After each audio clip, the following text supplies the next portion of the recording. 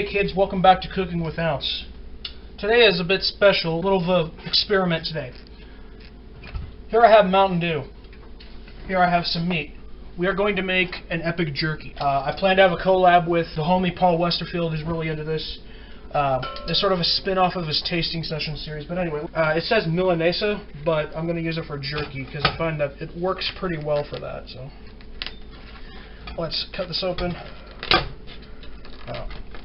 I'm only going to use a little bit because this is experimental. I'm gonna use the rest for regular jerky, the way I usually make it. If you want to know the seasoning for that, just watch my video on how to cook steak. So anyway, let's get into this. We don't have to marinate the steak quite yet. Take this, and you want to cut it into thin strips, like so.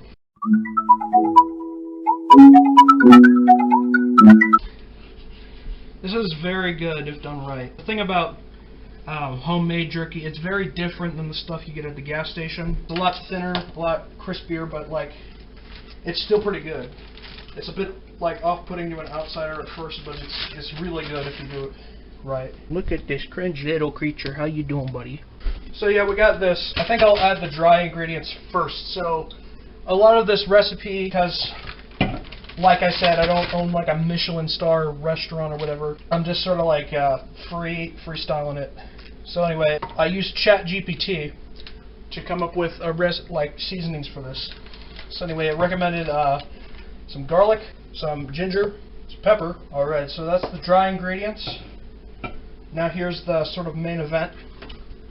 You might be wondering, how do I have Baja Blast in the middle of winter? Well, my brother is a massive fan of Mountain Dew. He keeps a huge stockpile of it in his room, so I managed to get a can from him. Gracious thank you to my brother. So let's crack it open. Now, Mountain Dew is acidic, so we're only going to marinate this for about 12 hours. And then you add the soy sauce. Already, so I put the jerky on racks. They marinated for about 6 hours. I'm going to put it in here. And remember, you want to set it to, oh wait, I don't have the thing plugged in, that's fine.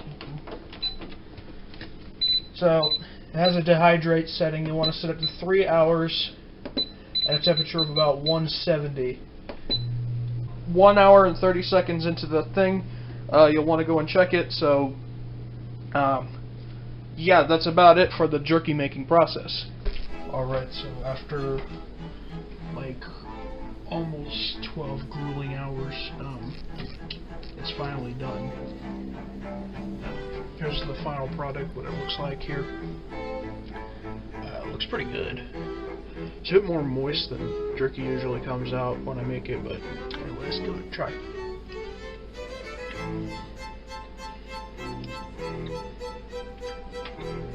You can taste the Baja Blast still. That's impressive.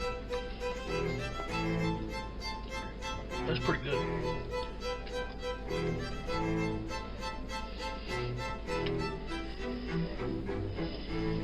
It's not super tender, but you kind of expect that with homemade jerky.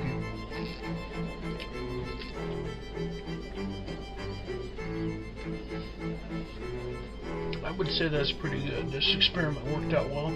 I'm going to give some to Paul tomorrow. He might make a video about that. If he does, I'll drop it in the description or something. But anyway, this has been another Cooking with Ounce. Hope you enjoyed it, and God bless. Welcome to San Andreas. I'm CJ from Grove.